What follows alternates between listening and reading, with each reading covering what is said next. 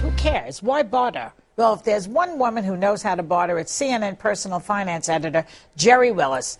Tell him, Jerry. I love that. Thanks to our friend Joy Behar for that. You can catch the Joy Behar Show every night at 9 Eastern and Pacific on HLN and join it. It's a lot of fun. Okay, let's get down to business. Money is tight for all of us these days, and some say bartering is the new national pastime. Janet Bodner is the editor of Kiplinger's Personal Finance and joins us now from Washington. Okay, Janet, tell us why you think bartering is so popular now.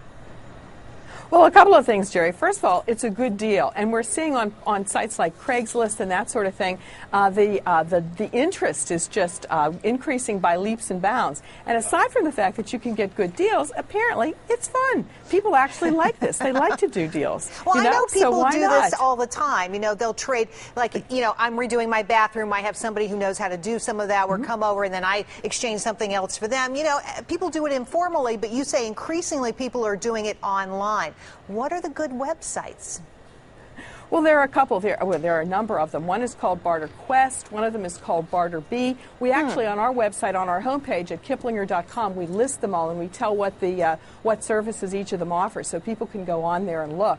But you know, the sites are taking advantage of the interest, the very growing interest in this, so that people can actually post their goods and services that they have up for barter. Is it buyer beware, though? I would think that it might be Yes. dangerous online on some of these sites because you really don't know the person you're bartering with.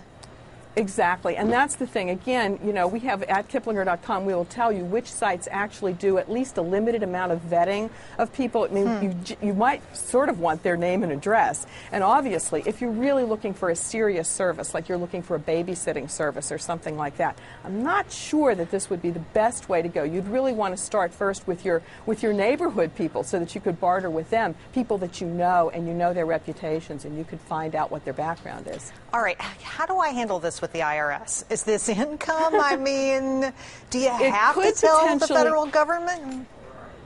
Well, a couple of things, Jerry. It could potentially be, if you're just doing this occasionally, then probably you're okay.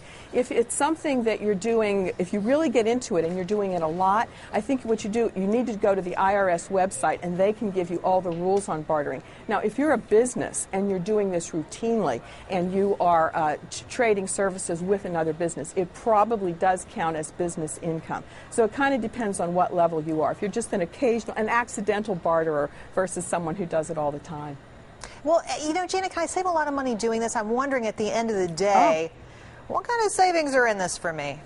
Well, look, I mean, it's interesting, Jerry. Some of the examples that we used in our story, we used someone who traded, of all things, a clothes dryer for a table saw. You know, who knew? Something like that. Or we were talking about, you were talking about leases and how leases and maybe cell phone contracts that people get involved in, and then they're tired of their car lease or they want to get out of their cell phone contract. Sometimes you can barter this because there are other people who want short-term contracts or who would like your lease. So there are ways to get out of things early. So that's a very interesting thing. Right, when I was getting my makeup done before, the makeup artist here was saying, you know, I would like to barter my services for a wedding party. Maybe a dentist's daughter is getting married and he would clean my teeth or whiten my teeth for me, you know, and I would like to barter that kind of a service. Or a dermatologist and doing Botox injections, you know, so there's a lot of creative stuff going on out there. And I love that idea. It's a creative solution to a tough problem if you're short on money. Janet Bodner, thanks for bringing it to us.